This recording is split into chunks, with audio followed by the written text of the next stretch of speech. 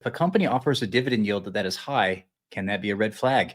And what would you consider a reasonable, sustainable dividend? That's a good question because you see those, It's a red great flags. question, and it depends on the company.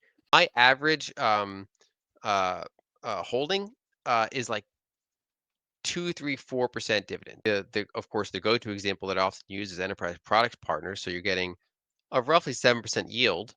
And they do have a pretty high payout ratio, but this entire vehicle is designed for that, right? So I don't consider 7% a red flag. I consider that very reasonable. So uh, certain like I've been avoiding, for example, a negative example that I've avoided for a long time, for like a decade, was AT&T. I was not super comfortable back then with this payout ratio. They were very levered.